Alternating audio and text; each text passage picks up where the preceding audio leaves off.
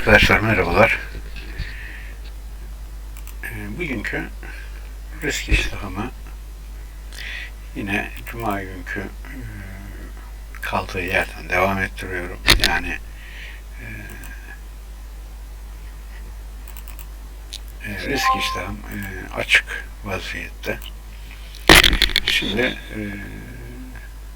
yaklaşık hedef kanalın %50'si %60'ı dolduğunda işleme girecek şekilde risk iştahımı ayarladım. Buna göre de işlem noktalarına göstermiş olayım. JP'de 132.57 gelirse sell yapacak. Euro'da 1.0716 gelirse buy yapacak. GBP'de 1.2198 gelirse buy yapacak.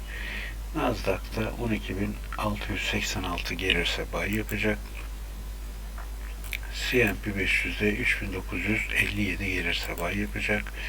Dow Jones'da 32.202 gelirse buy yapacak. Bitcoin'de ilk alım noktasına gelmiş 27.360'da. İkincisi 26.439. Ethereum'da keza aynı şekilde ilk alım noktam 1730'muş. İkincisi 1678. Ons altın 1989 gelirse sell yapacak. Gümüş 23.74 gelirse sell yapacak. Ekonomik verilerde bugün için önemli bir şey zaten yoktu. Önümüzdeki hafta Cuma günü kişisel tüketim verileri var. Bu da enflasyonla direkt alakalı olan bir veridir. Önemli bir veridir.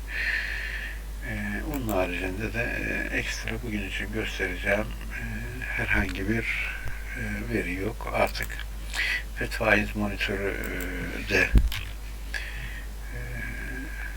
fiyatlamaların içerisindeki yerini göstermiş olayım.